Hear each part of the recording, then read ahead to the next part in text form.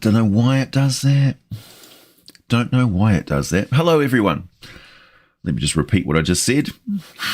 Hello, C.R. Smith, Euthanasia, Sir William, Emil, Zachary, Adams, Ben C, Moondog, Martian, Joshua, Midget, Zachary Adams, Captain Roll, Shakescan, Kajak, Voices from the Dark, Nikolai. How is it, everyone? Yeah, sorry about that. Yeah, we've come to the end of the Dragon coverage this month. Unfortunately, it's the end of Dragon month officially. Now we're into Spelljammer month.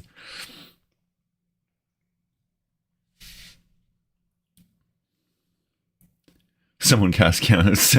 Yep, counted my silent spell. Thank you.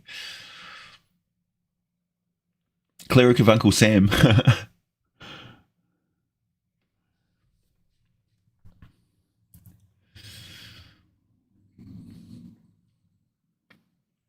So what is everyone up to today?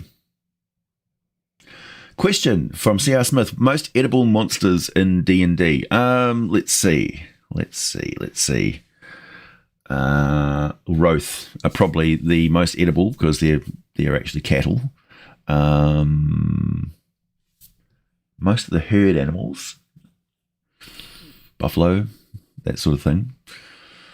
Everything else is kind of questionable, really. There's a lot of things that taste like chicken in Dungeons and Dragons. Oh, and of course the delicious pink ooze, which is in itself not edible, but its spray is a highly addictive food additive. Is it winter here? Yes, it's definitely winter. You can almost hear from my voice what time of year it is. And also, I've got visiting family, and my sister is visiting, and we always sit around, drink a lot, and tell very loud stories. So that's one reason why my voice sounds like this first thing in the morning. And it is first thing. Sorry, I was 10 minutes late. I just woke up because it's like early in the morning here, 9 o'clock.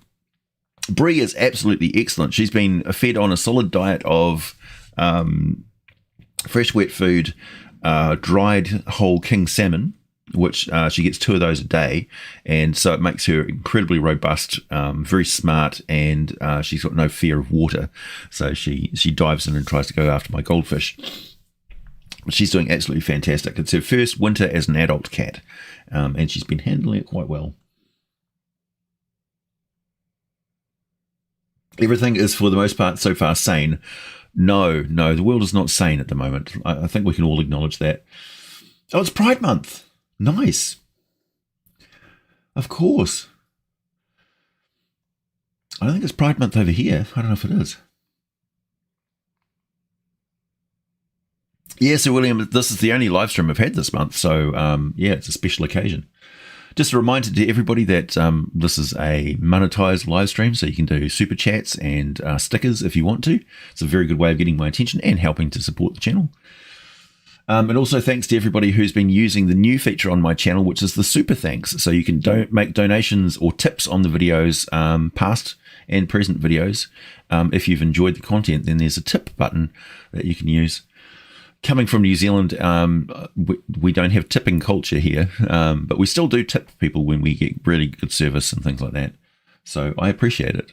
I appreciate the sentiment more so than you know, because it's so rare to get tips in New Zealand.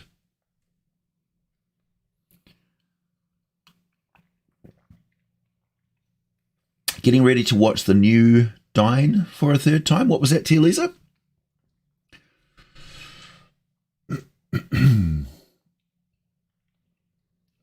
Yeah, that last Dragon Tales, thank you very much, Titan Gaming. That last Dragon Tales video that I did, you may notice that was a lot of audio editing for the different voices. So I was adding reverb for the different settings that they were having their conversation in. And so the story's slipping between the narrator voice, which has no alterations to it. Then the human dialogue has always got a little bit of reverb for whatever room they're in. Then, of course, I got to the dragon, and you have to do amplify the sound, because it's big, then add the reverb and also a pitch change to make my voice different. So it's all me talking, of course. But yeah, I think it came off quite well. Yeah, it's 5 p.m. over there, I realise this. Tree beetle. Tree beetle, speaking of. Going to be working on some tree beetles of a kind, and a new monster listing for an upcoming project. Curse of Vecna, the head of Vecna is a lie, yeah.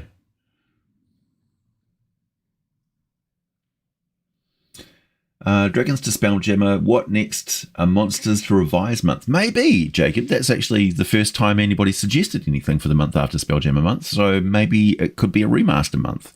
That's a good idea. Yeah, the cat eats better than I do, Kick-Ass Duke. It's true.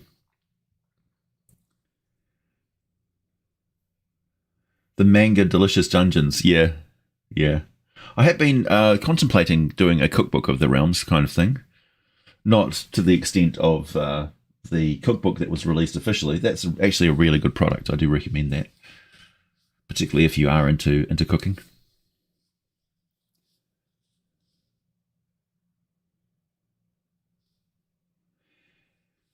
Yeah, I know. The first D&D books I got was the Red Basic box set, and that was $11.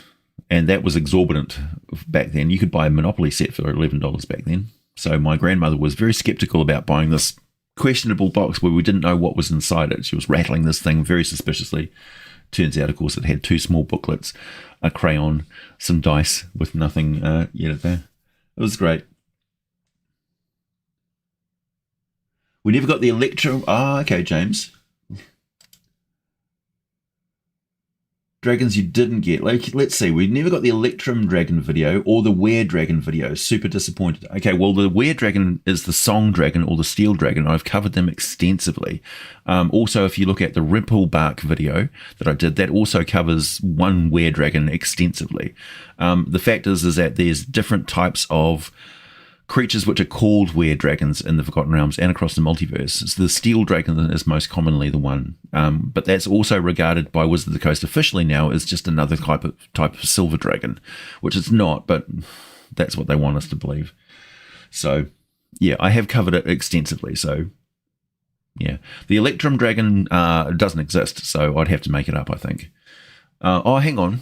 Or it would be in like a 2nd edition or 1st edition dragon that I'd have to modify extensively and fit into the cosmology somehow. But it's coming. I've got the entire list of all dragons that exist, so I'm going to cover everything eventually, because dragons are simply put too lucrative not to cover. This last month, the main benefit to doing dragons all of this month, I've discovered, particularly after coming back from a month-long upload hiatus where I was basically on holiday and just writing scripts, and that also worked out really well because I'm now quite well ahead of my work. I've got two or three Spelljammer scripts under my belt. Is that a lot of my regular audience watched those videos, a lot more than normal, like 30 to 40% more. What that does is it gets the YouTube algorithm and it says, oh, okay, this is very popular content with its own audience. Excuse me. So we're going to give it to notifications from people outside of his subscriber base. And so all of next month's Spelljammer videos are going to get a lot more coverage because of how successful all the Dragon videos were. So thank you very much. That actually really, really helps my channel when you watch my content. Thanks, Ben C. Enjoyed the Dragon vids. Thank you. Keep doing what you do. I will. As long as you keep watching, I'll keep making videos. Comic Nut, thank you very much. Can't stay, AJ, but Dragon Month was awesome. Keep it up. Thank you. Thank you very much. I'm so glad I got so much support from everybody.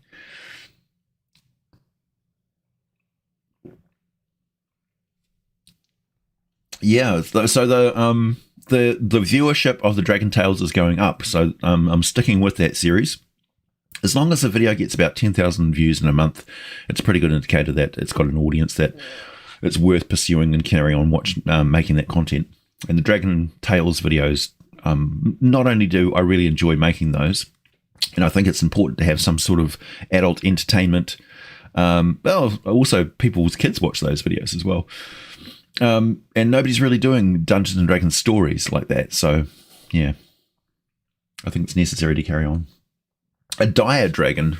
Ooh, I don't know, Robert. I've never heard of a dire dragon. C.R. Smith, killing and eating a unicorn is possible, but it will brand you forever as an evil creature, like indelibly. No matter what you do, creatures will be able to tell that you are evil, and you will be hunted down by good creatures for doing that, generally speaking. fantasy trope is eating unicorns is bad. Very bad. I mean, look at Voldemort. He was drinking unicorn blood to stay alive.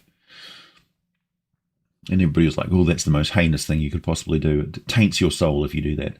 And sure enough, his soul in the afterlife, when Harry Potter saw it, was this horrible, withered husk, horribly tortured. So Voldemort's soul in the soul trade wouldn't be worth anything. He was trading in his soul. I haven't seen any of the Dragon Tales videos. Where's a good place to start? Well, they're not related to each other at all, so you can watch any of them in any order you want. They're just a playlist of short stories from Dragon Magazine. So just watch them in any order you want. Oh, the tankard. Yeah, this is my mead drinking tankard, hence that it's got a B on it. But at the moment, I'm just drinking some blackcurrant juice.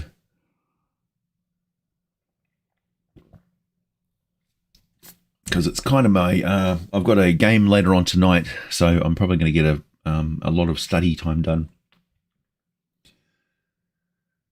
Find a live stream after months of AJ's holding them overnight and is talking about SEO, so I was glad to have never touched that again after my last job.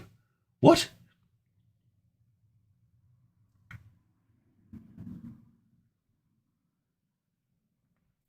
Okay.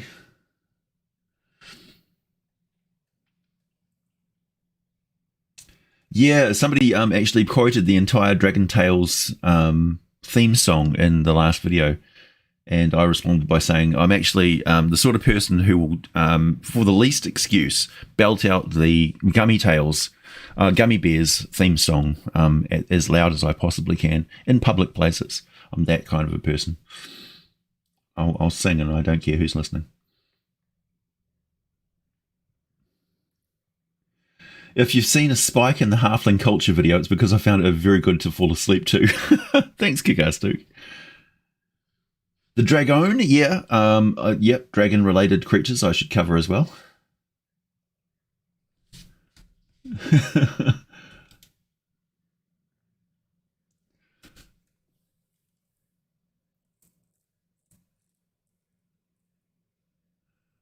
Hi, AJ. A break from dragons? I know you were a little nervous about taking a month off. Yeah, I was. But it was definitely necessary, though. Definitely necessary.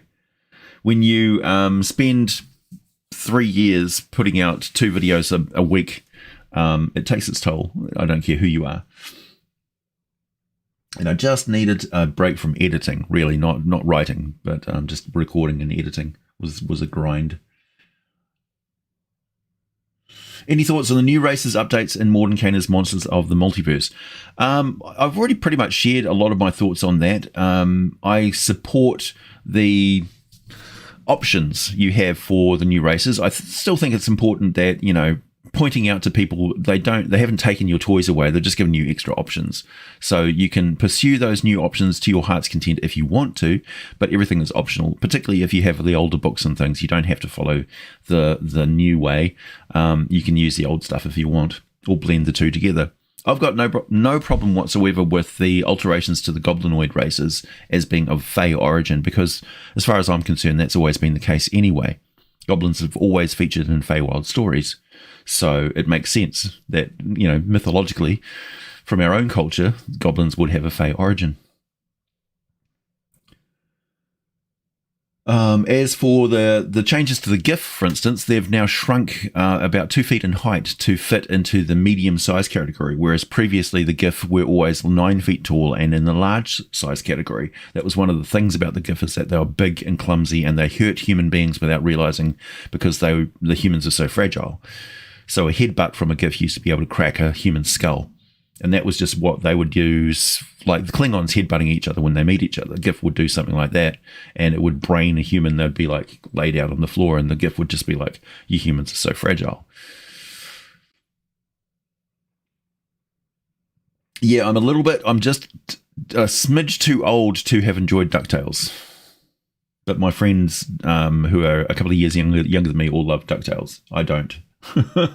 Thanks, Morgan. Heavy Metal Dragon, yeah.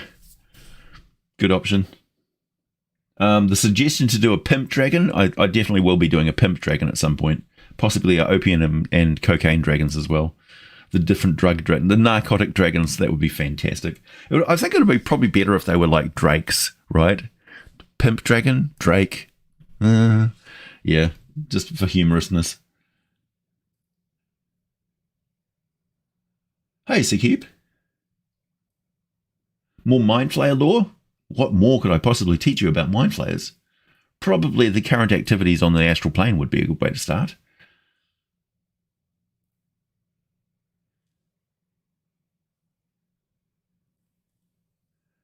Thanks, Sir William. I created gummy bears as playable race for D&D. Yeah. We need some sort of a panda race to steal it from World of Warcraft. Steal it back.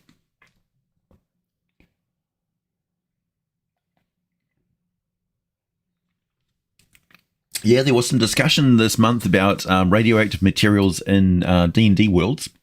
The fact that in worlds of Dungeons & Dragons where there is magic, high magic, there isn't any radioactive materials. The two of them never seem to coexist. So it seems that in worlds where there is magic, you don't have this laws of physics which cause radioactive materials to happen. Super heavy metals are just quite usable magic materials. And I like the idea that one of the reasons why you can't go to Earth with magic items is because they're highly radioactive when you get there, in many cases. So an adamantium weapon is actually like thorium or something like that.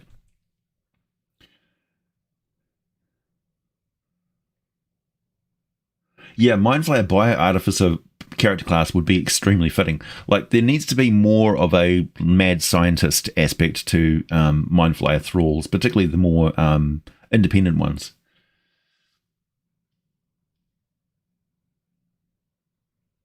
Juggernaut Dragon. Aboleth Manure Dragon. Ooh.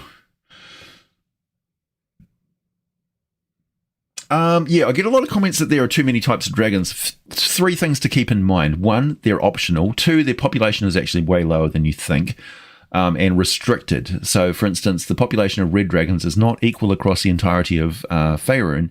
There's no red dragons in Karatua. There's very few red dragons in continents outside of Faerun. And the big dragons tend to dominate areas, and small dragons tend to cluster around more easily accessible areas. The small dragons, the young dragons, are more active, whereas the older dragons sleep for centuries at a time. So most of the time they have no impact on the biosphere or culture or anything going on around them. In fact, a lot of people just forget that they're there. So there can be a heavier concentration on paper, but in reality, most of them are sleeping most of the time. In fact, in old school D&D, whenever you went into a dragon lair, you rolled a dice, and 50% of the time, the dragon was asleep. So that's always been a big aspect of dragons that I need to hammer home, I think, with modern players, is that dragons are inactive most of the time. The exception to the rule at the moment is in Murgome and Semphar, of course, where I started talking about the dragon princes and the rise of a dragon empire in that region, which has supplanted the horse lords and the culture of Semphar and Murgome. Where the Atamans are no longer in charge. They basically bend the knee to dragons of all kinds, and the dragons are just like, yep, fine, we're in charge, but we're enlightened rulers, and we're not going to fight amongst each other, and we're not going to be tyrants to you. So so the little folk are like lulled into a false sense of security, thinking, oh, this is actually not a bad way to live. And of course they start to get a culture which is used to the idea that dragons are in charge, and they start to spread that culture across the entirety of Faerun with the manipulation of Zorvental playing dragons. So it's a really, really interesting role-playing situation where it's like, maybe the encroach of a dragon empire is not the cataclysmic event that we thought it would be. It's actually a slow, inevitable capitalist expansion where their success is actually their most powerful weapon, where peasants and things like that are just like, yeah, it's a lot safer with the dragon around because it doesn't tolerate other creatures coming in and burning the village like they used to. Oh yeah, the dragon prince landed and its minions, the dragonborn fighters, took out the ankhegs that were bothering my farm. Now, I've got lush harvests thanks to the influence of this elemental dragon changing the landscape. They allow the Druids Grove to actively promote the land and the property that are around me. So it's never been so good. Crypto dragon, NFT dragon, office supply dragon. Yeah, so it can be a little bit, there's people who are just like dragons, more dragons. And I'm unfortunately in that category of just like any type of new type of dragon is fine. It's optional. And other people are like, everything that I mentioned must be on the world. It's like, it's not true. It's optional. The NFT dragon's already come and gone. Yeah, true. Thanks, Morgan, for that super chat, by the way. Caffeine dragon would be a good one.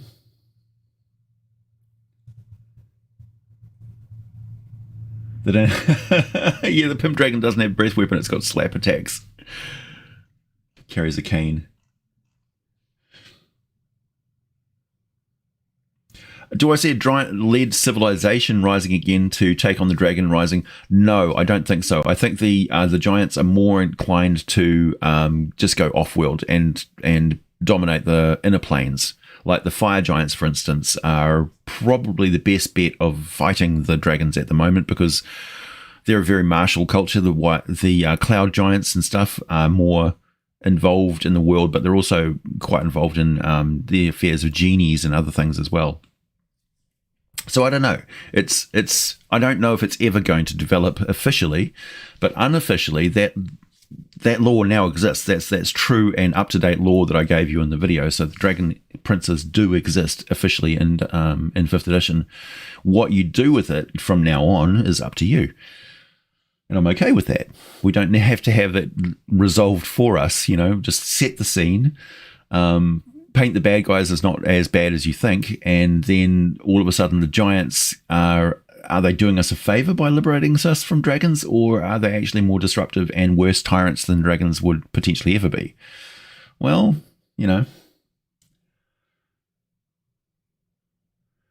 what do I think about the Monsters of the Multiverse artwork? I think it's fine.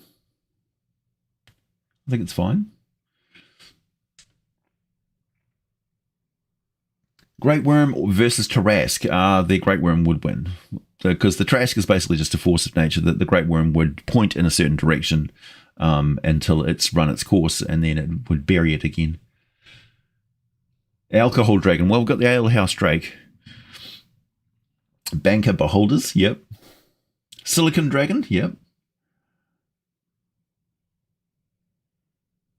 When do the dragons buy Twitter? Haha. Topical.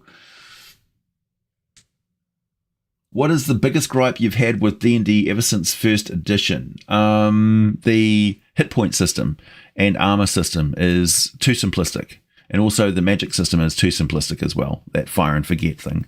It doesn't incorporate things like ley lines and rituals and bonuses to magic from solstices and things like that. So it doesn't incorporate traditional magical techniques and traditions. So like Dungeons and Dragons doesn't really include ley lines at all, and yet it's incredibly important to mysticism.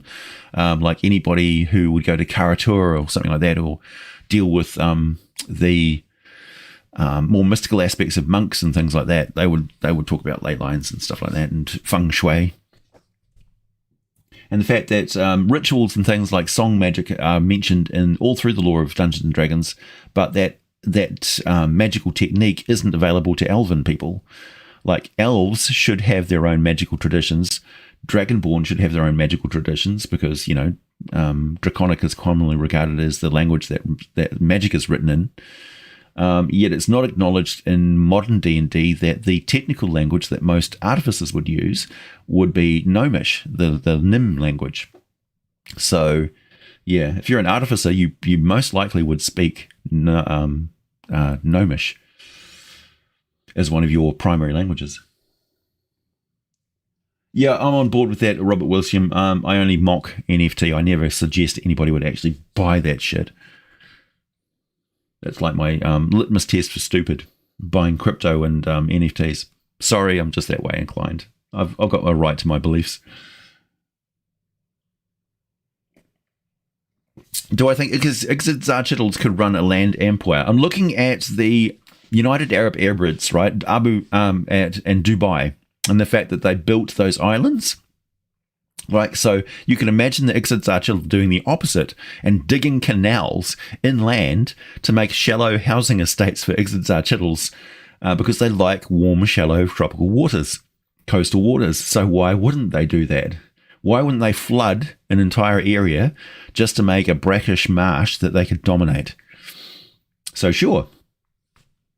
And also, of course, Ixodzachtl artificers would make wetsuits, so essentially walking land robot suits that are pumped full of seawater that they can operate just like terrestrial creatures as long as they're close by to a source of water, or use alchemical stuff to recycle water and walk around in actual like big suits and stuff.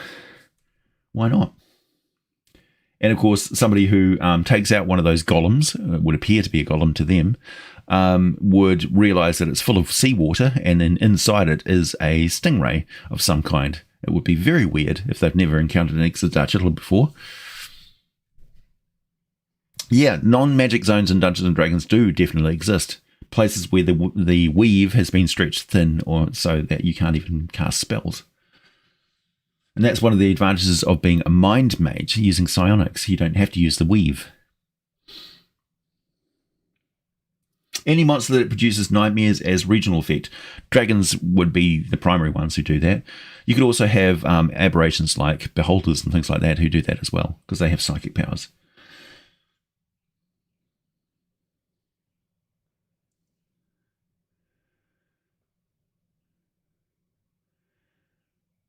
Yeah, gnomish standardization, exactly.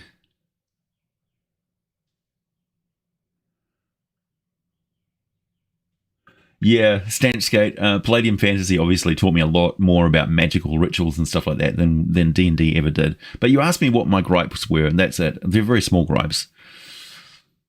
Very small gripes. I wouldn't have been playing Dungeons and Dragons for 40 plus years if it wasn't something I deeply enjoyed.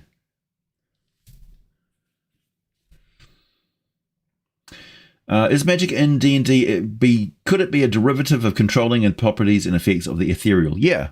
So ethereal, the difference between the ethereal plane and the astral plane. The astral plane is a dimension of mind, and it has astral mists, so ectoplasm and you can use ectoplasm to construct things, but they're pseudo material. So the ectoplasm never truly transforms into a physical thing, a real physical thing with molecules and stuff, unless you magically transform it that way with some sort of polymorph spell. Otherwise, it will stay just greyish mind stuff.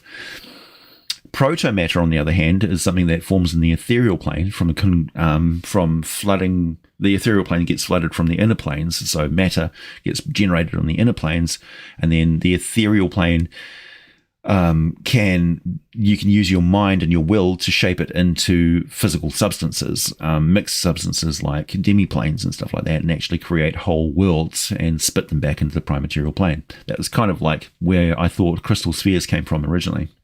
So protomatter is what you use in the ethereal plane. So when you're using summoning magics and evocation magics and stuff, it's more likely to be pulling from the ethereal plane and the inner planes than it is any outer planes. But divine magic, of course, reverses the stream and it flows the other way. So you're using the power of the gods to manipulate reality on your behalf. So it's kind of different. So arcane magic is inner planes, raw power, and divine magic is outer planes, if that makes any sense. Of course, that's just very simplistic. There's a lot of crossover there. Rifts Germany versus Dragon Princes.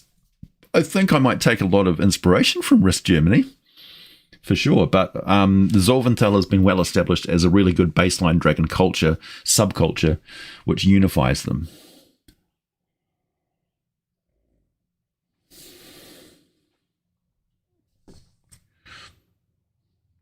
Question. I've heard a theory that Illithids actually are from the far future and moving backwards in time.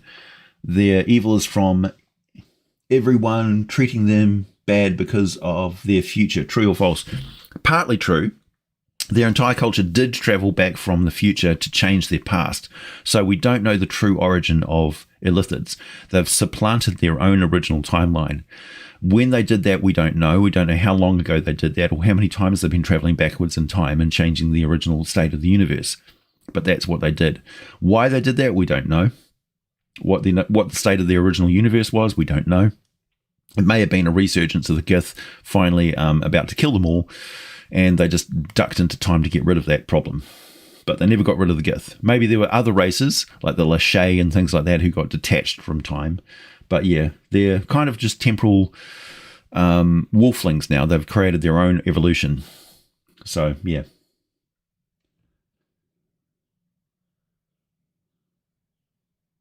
You're running Assault Dragon and Beach Dragon in your current game. The Beach Dragon. What's up, dude? Gonna go and catch some waves, yeah. Shaka. Shaka, shaka, shaka. Mantis Dragon, yep.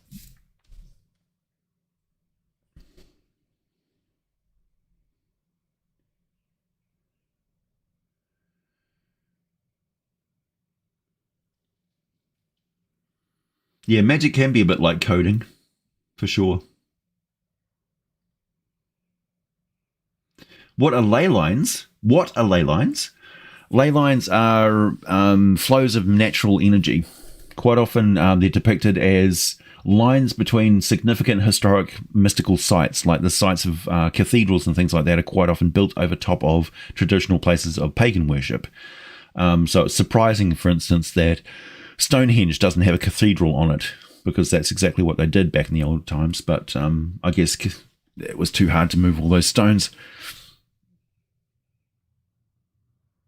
Yeah, Illithids can be Time Lords from Doctor Who. So can the Slard, actually. Green Slard make really good Time Lords. Hey, Lightning Eyes.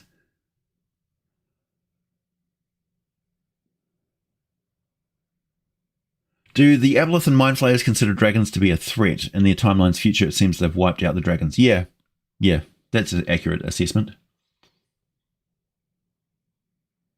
G'day, Lightning Eyes. Nice to see you too. Pride Dragon would be topical this month, yeah. But no. Spelljammer stuff. So, let's see. This is an article from a old Dragon magazine, Maritime Adventures. So I'm going through that. That's got tons and tons of really heavy information. Look at that navigational, tactical training they give you for combat at sea. This is all the information for old ships of the high seas. So all the different types of sailing vessels, from galleys to cogs to galleons to frigates to clippers, the whole lot. And I'll be talking about why when you leave the world of origin, it's probably on some form of a converted caravel, floating caravel, or carrack, more exactly. And the first thing that you do when you arrive at port of a Spelljammer port, like the Rock of Brawl, for instance, is you abandon that ship instantly and move your helm to a much more suitable type of spelljamming ship. Yeah, nobody flies caravels anymore. It's like, what junker did you bring up into space? Yeah. And then also I have a video planned on black powder firearms, so muskets, flintlocks, all that sort of stuff. There's a very, very thorough Dragon magazine article on that.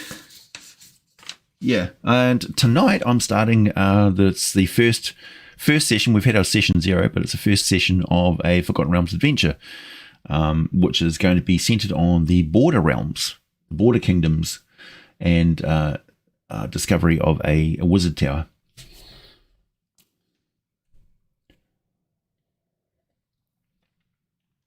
That game is full, and it's just for people from the Australasia region, so it's a bunch of Australians and me, because it makes our time zone is very easy to deal with that way.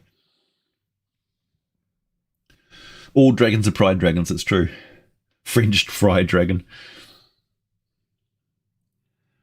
So in terms of D&D wild magic zones, maybe areas with more stable weave. Yeah. So it's you can have areas of the Forgotten Realms where the magic is thin and magic is very difficult to cast. Like, for instance, in the Underdark, some spells, particularly divination, are very hard to cast because of the Phasrus energy. So you could treat it like another type of energy flow. You could even make it so that if you're on a ley line, you don't have to use your spell slots. Or if it's a solstice, for instance, every spell slot registers as one slot higher. That's one way you can handle it very easily.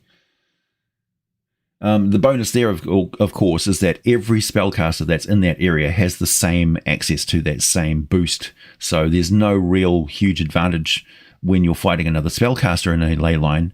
But if you're staging a pitched battle and it just happens to cross over a ley line, it makes big sense to get your spellcasters onto that ley line and manipulate the enemy's army into coming at that spellcaster so they can just spit out fireball after fireball after fireball. And give them advanced meta magic feats like free, enlarged, expanded spells, for instance, or delayed fireballs and things like that. It'd be easier to manipulate magic because the flow of magic is just riotous in that area.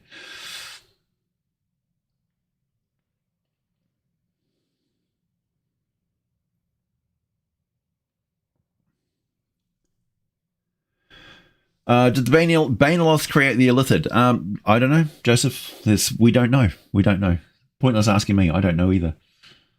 It would be different every single time I run a campaign with Mind Flayers. If that was the objective of the campaign, was discovery of the origin of the Mind Flayers, it would be different every time. I would custom craft the answer to that question for the campaign. Aussies, yeah. By the way, whenever you look at a map of the entire surface of Toril, the continent OSSE, it's pronounced Aussie. It's a joke about Australia. Australians call Australia Aussie, so that's why it's called that. That's the proper pronunciation. It's not OC, it's Aussie. Okay. Do I prefer fish-like merfolk or human-like merfolk? I like different species of merfolk, and including all of them, including seahorse-like merfolk and more crab-like merfolk, just like in Aquaman. My day has just begun, Irish Bloop. AJ, do you think you will try anything with YouTube's new quick video feature? No, I'm not. Not going to embrace that at all, just like I don't do little shorts, YouTube shorts. Traditionally, being on a ley line wouldn't give you much of a boost. Need to be in a place where the ley lines cross, where you can actually extract the power. Traditionally, yeah, but in high fantasy games, it could be imagined that the ley lines are much, much more active, so you can actually see the energy of ley lines if you're like a chi-using monk or something like that. Particularly Circle of the Land druids should definitely use ley lines, for sure. And Circle of the Moon druids would be more inclined to follow cosmological events like solstices and things like that. Like, you can imagine that they're when the Leonid's meteor shower is going off, they all shapeshift into different forms, you know, moths or something.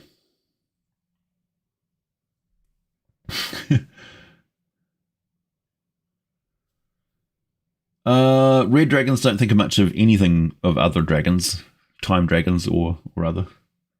I don't think, like, some dragons might not even be aware of the existence of other types of rare dragons.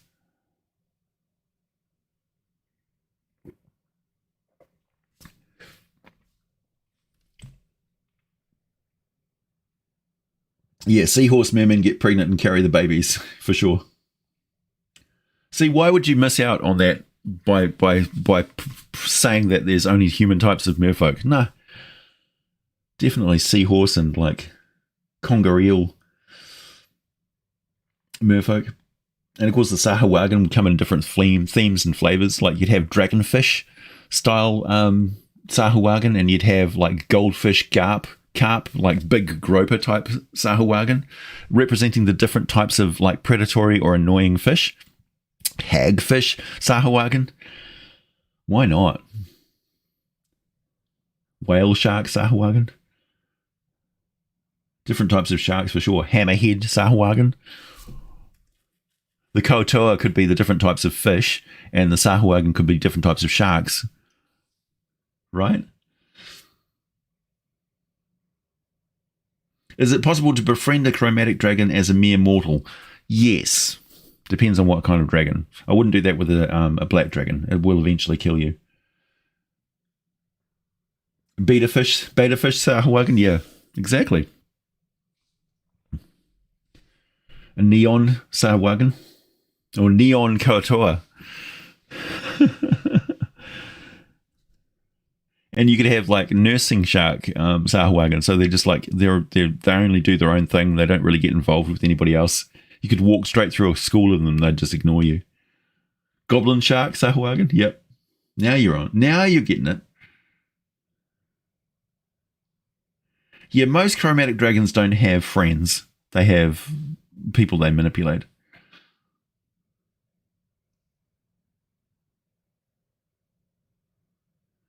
Yes, I would definitely do a scum fish people video. Neon tetras are actually artificial, yeah.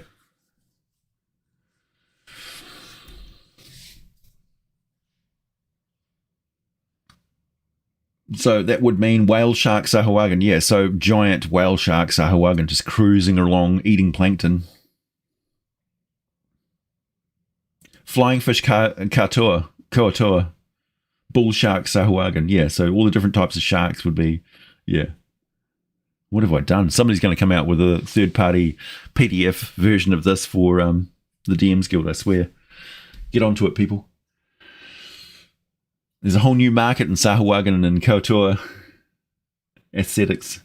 Have you ever used or faced a Nightwalker on any of your campaigns? No, I haven't actually. If so, any good stories from using it? Seems hard to pull the genie back in the bottle. Yeah. Bear in mind, though, that they're very easy to control with necromancy these days, which is a bit of a ball drop on the part of Wizards of the Coast. They're not leveling them properly. But, yeah, Nightwalkers can be controlled by magic. They shouldn't be. But if you don't have control of them, they're a nightmare. Absolute nightmare.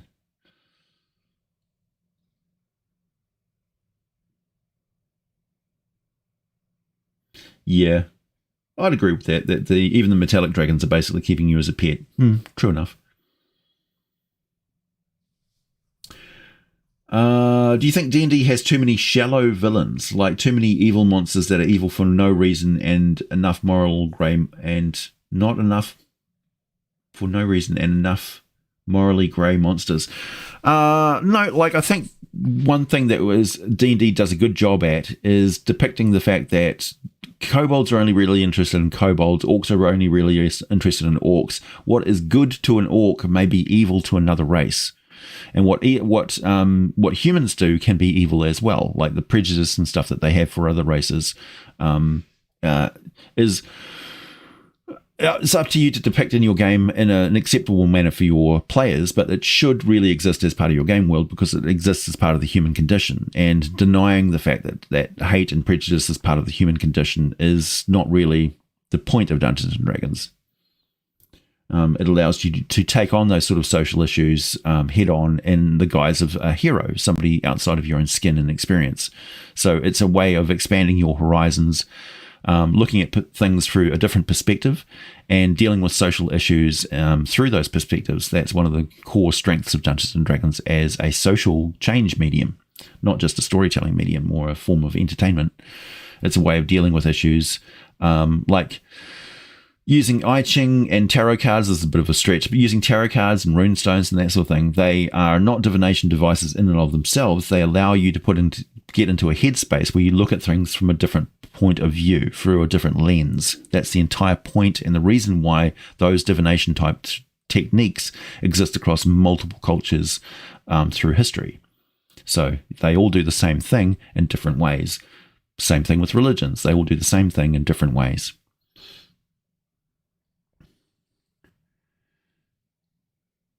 What would happen if you accused a green dragon of a nasty fart? It would kill you for being disrespectful. Blobfish Sahuagin.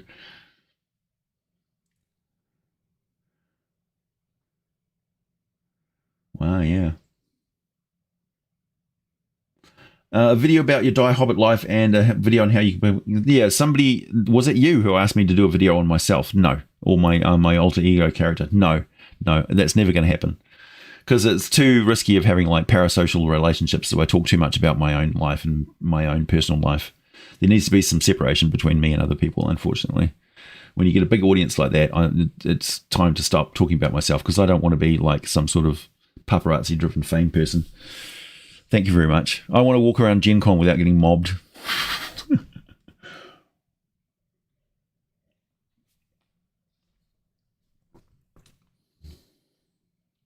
Do you think a Velociraptor could be a Draconian? Yeah. Hey, Amos. I appreciate all your comments on the videos, Amos. I notice a lone dragon, yeah.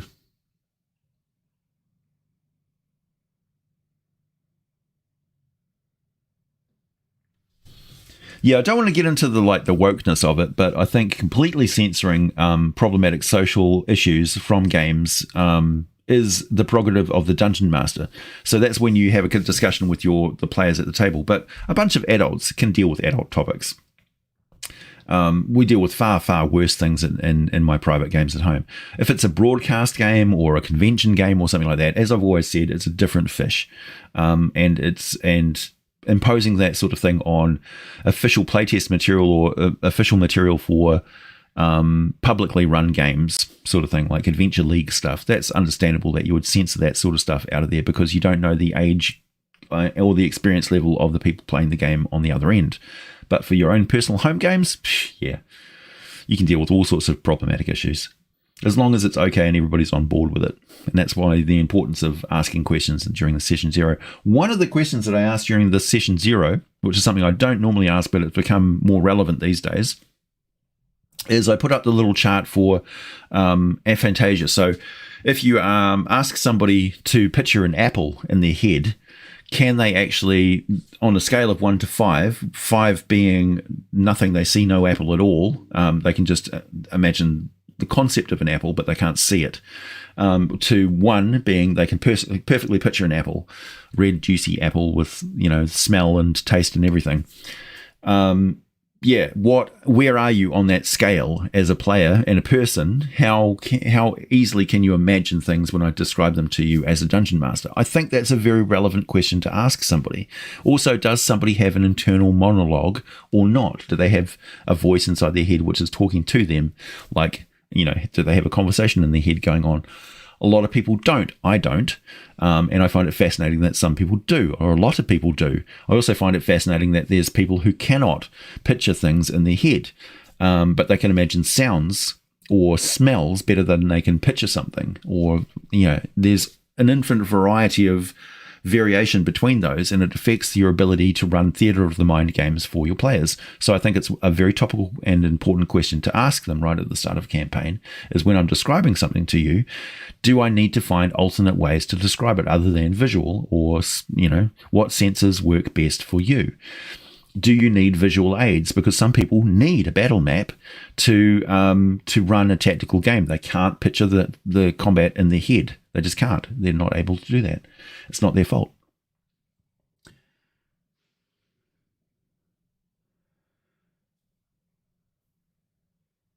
Yeah, just one voice. Yeah. I don't have a voice, so I'm capable of sitting there, observing a scene, reflecting it perfectly and modeling it perfectly in my head, and there's no internal monologue. So I'm literally, if you were using telepathy on me, you would just see a reflection of the scene from my perspective, with no narrative or anything imposed on it. So I could just sit there and literally just reflect the landscape like a pond.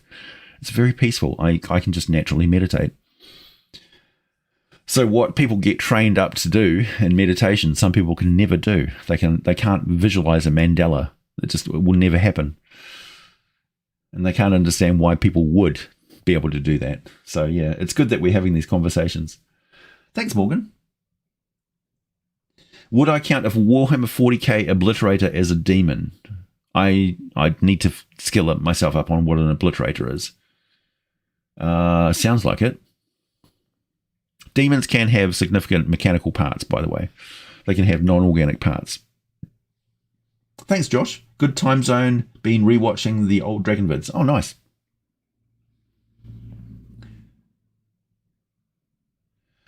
What do you think would happen if the 40k Emperor got revived? I think he'd carry on with the campaign to take over the entire galaxy. He'd probably deal with a lot of shit that's been creeping up in the background that he's been aware of in his state of psychic service.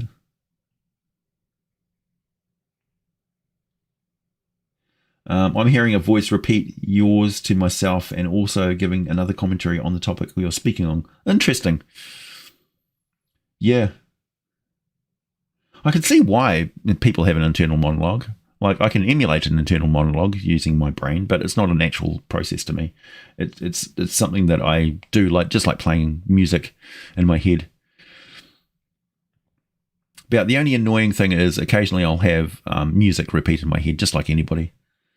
But it's more like just a radio channel which is playing in the background, and I can always just switch it off. I have total control over the modeling in my head. And I can literally just compose entire film sequences like I'm just walking through a movie. So when I'm talking about walking around Bitopia and things like that, that's one of the reasons why I like to read all the material and research it before I start making the script and writing the video.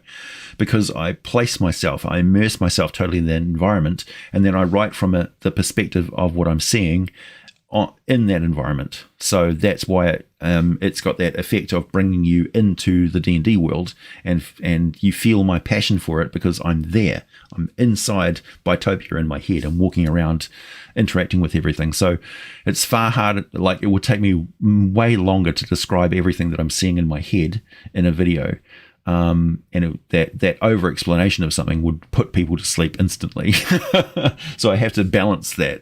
Even in games, I have to balance how much I'm describing to the players, because quite often it will just knock them out. They'll go into la la land, and I don't want to do that. So yeah, that's why I'm very more, what do you guys want to do? Okay, this is what you see. So I get them to direct what I'm describing to them, instead of just like, okay, let me just describe the entire campaign world to you. Yeah. Because it's dangerous when you get somebody like that describing the stuff. It's always tempting as a DM when you put so much time and effort into thinking up this place. Over describing it to your players is always the danger.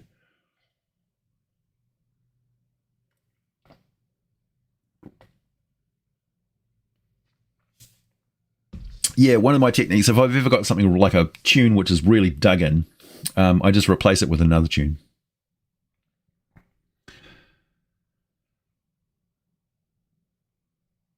You wanted to make a diorama of the outer planes in a Minecraft. Yeah, that would work.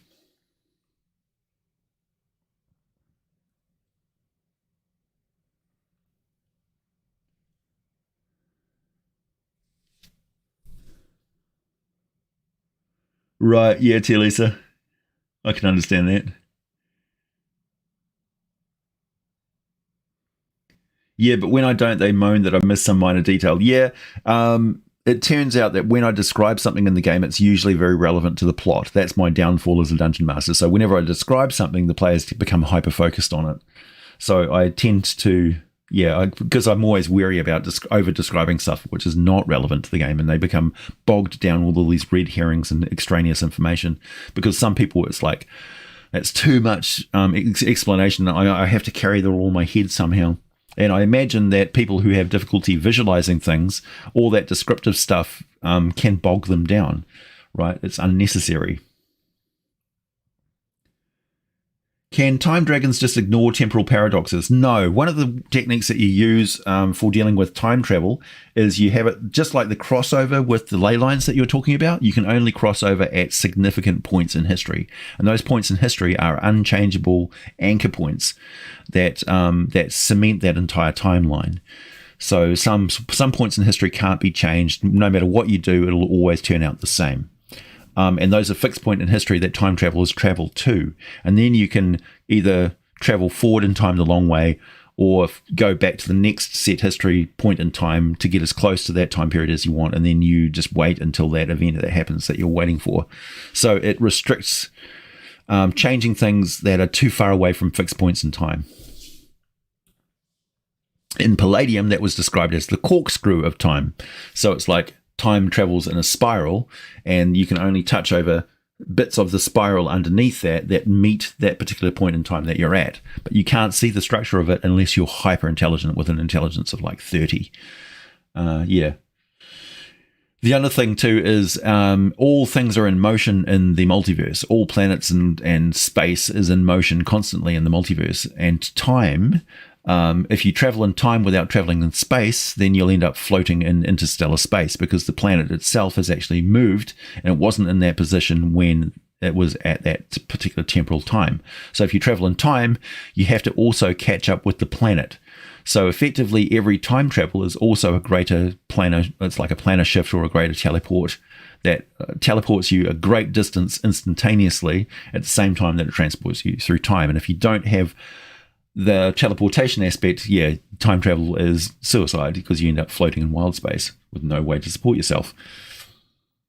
In fact, there's probably lots of corpses of aspiring temporal mages who forgot that particular nugget and ended up floating in space.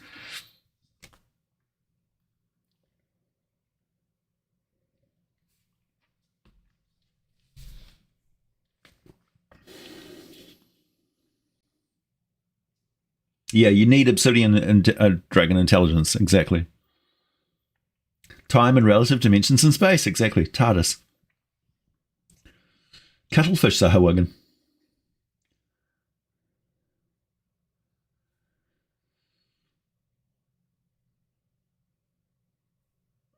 My videos have given you the confidence to make dragons integral to your campaign. Nice.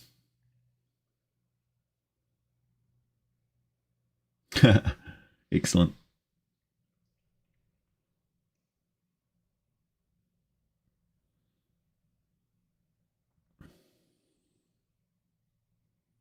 The thing about not describing extraneous the details reminds me of the gazebo. Yeah, the gazebo story, where the players don't know what a gazebo is, and the dungeon master is explaining it, and they like get freaked out and they think it's a monster, so they start attacking the gazebo.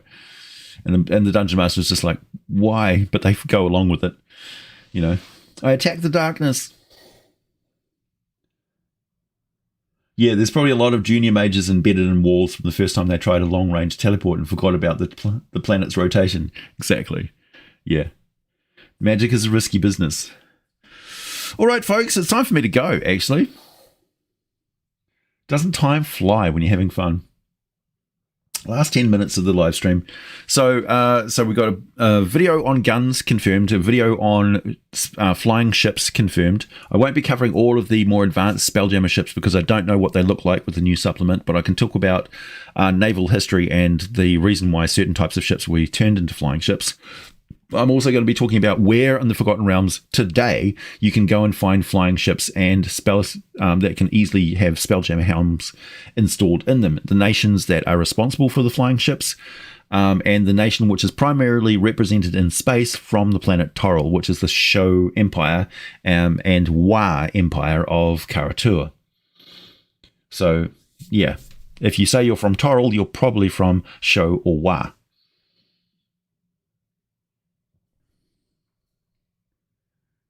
And I'm also going to be covering gift culture and a lot of the Spelljammer monsters that you see in Mordenkainen's Monsters of Multiverse, just for completeness, so I can say I've got those videos covered. And it gives me a good excuse to read through the new material and see what's what, and compare it to old material and show you some stuff that you can incorporate from the older edition of the game, which will keep your stuff interesting and new for new players. No, I haven't read the Blades of the Moonseas trilogy. Lantan is one of those places, yeah. But Helrua is one of the main places where you'll get flying ships in Karatur and Faerun, but they guard that technology very, very carefully. Do I play any CRPGs? What does the C stand for CRPG? Card RPGs, collectible RPGs.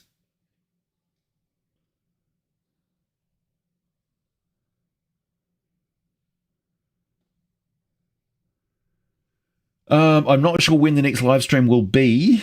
I'll probably intersperse a few of them mid-month next month. Not wait until the end of the month next month. But I haven't determined that yet. Oh, computer RPGs. I don't consider computer games to be RPGs. Because they're too limited and restrictive. Even open world games like I do play like Skyrim, and I do play No Man's Sky. I like games where I can just chill out. Or I also play like War Robots, but don't play that. It's a terrible game, horrible money sink. But I like blowing up robots. But No Man's Sky and that sort of like Minecraft and things like that are sort of chill out, brainless games that I quite enjoy. Yeah, No Man's Sky has got a lot better, by the way, just in case you wondered. Horizon Zero Dawn is also good. I think that will be good as a massive multiplayer online game.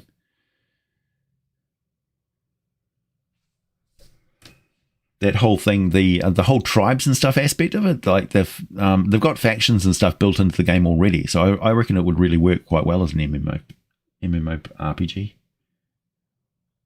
Memorpica. I've never played Elden Ring. I've never seen Elden Ring, actually. I know it's big in the gaming scene at the moment, but I really have no time for it. Oh, you've been playing a Horizon Zero Dawn reskinned 5e game. That would work. Nice. Yeah, somebody going, what? You've never heard of Elden Ring? Yeah, I spend a lot of, I put out a video every 3 months, man. Do you think I've got time to play video games? There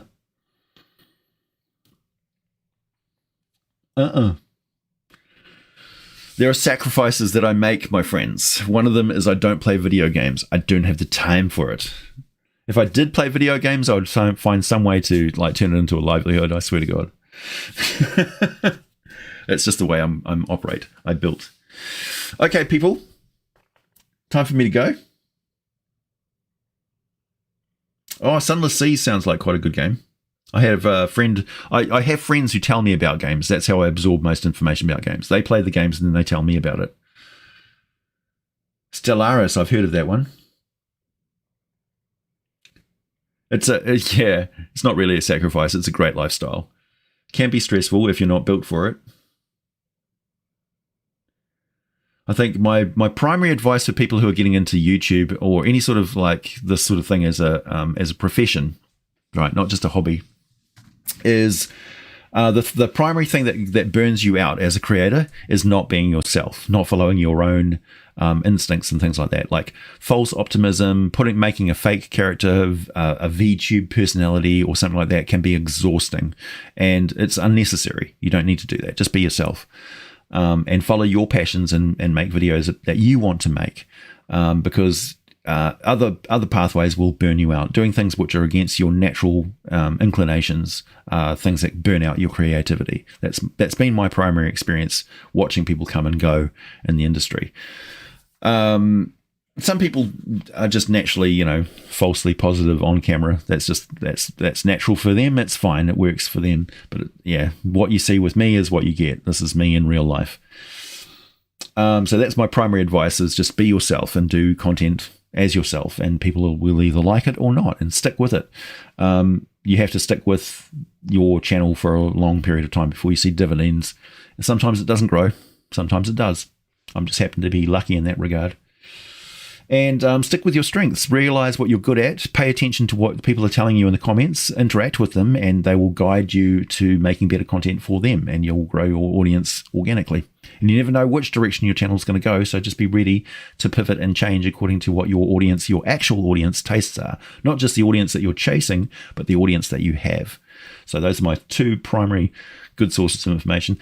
Second or third, write down scripts for your videos. They're a good archive of where you've been. They help your cadence and your delivery, and they let you plan out how long your video is going to be and things like that. And also they just give you really good writing skills, which pay dividends in many different ways. So I probably would never have attempted to read short stories from Dragon Magazine if I hadn't been reading from scripts that I wrote for myself all this time.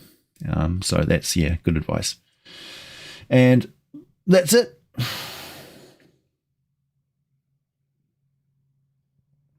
VTuber livestream when, AG? Never!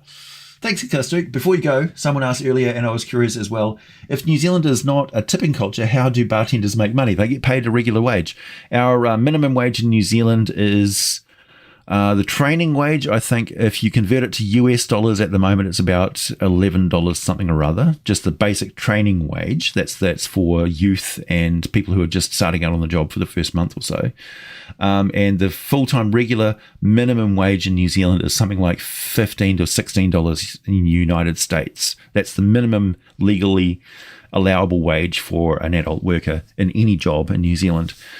So the way that we don't have to support people with tips is that they get a regular wage at their workplace, so they don't require tips to live, basically. Also, bear in mind that a significant chunk of our wages is taken away for social support. So if you are out of work and things like that, you can go on a government-sponsored benefit, and you have a living wage that way, guaranteed as a New Zealand citizen. So you can be out of work and support your family and afford your housing and stuff like that.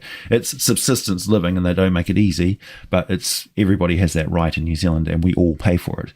That's the aspect of socialism that Americans just can't seem to wrap their head around. Or the fact that we've got subsidized healthcare, as long as you're willing to wait for your place to get those surgeries and stuff. You can always go and get private elective surgery that you pay for in New Zealand. So we have privatized medicine as well as public medicine. Canada has got a better, more robust public medical service. I think it's better serviced because New Zealand just doesn't have the population to support it. We've got like 5 million people living here. So it's easier to do that because we have a smaller population to wrangle, but we have a much more diverse population than lots of chunks of America. So yeah, we just have a different way of doing things. And yeah, tipping culture, like we tip people as a compliment, which I think the intention of tips as compliments. In America, it feels more like tips are a form of control or bullying or slave ownership. It's fucked up. We don't really like it. Like compulsory tipping feels creepy to New Zealanders. It's a very different perspective. You enjoy your culture. We'll enjoy ours. Yeah. Different strokes for different folks. Come over to New Zealand, experience the difference, see how you like it. We're very relaxed, happy people as a result, I can tell you.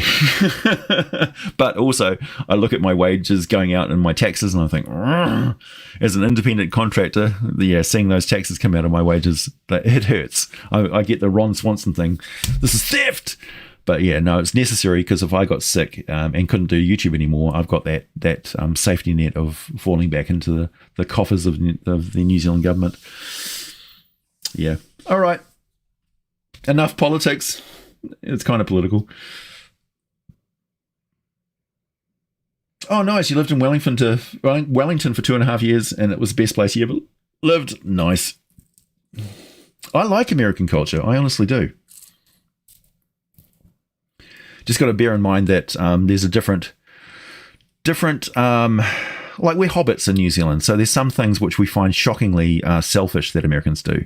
Like Americans have an other attitude towards other people that New Zealanders don't tend to have as strongly.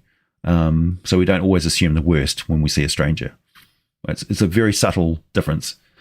And we find Americans are more prone to do things which New Zealanders really come down on you for things which are inconsiderate and rude. Like we consider those much more socially serious situations than Americans do, if that makes sense. So an American taking a car park in front of the school because they're just there for 5 minutes, like they've come up with some excuse for why they can trample over the freedoms of other people just temporarily, but they'll excuse that abuse of everybody's well-being so that they can convenience themselves of something. This is just a generalization of small things. Like it's not a major issue, but it's noticeable in that it's a cultural difference between Americans and New Zealanders in that regard. Also, New Zealanders walk around with bare feet, and Americans just can't fathom how we can do that. They'll be at a service station, a gas station, and the Kiwis are all wearing bare feet, like walking around the store, and the Americans are just losing their minds, like, what the hell? Yeah. Anyway, that's it from me. Have a good day, everybody. I'll catch you soon.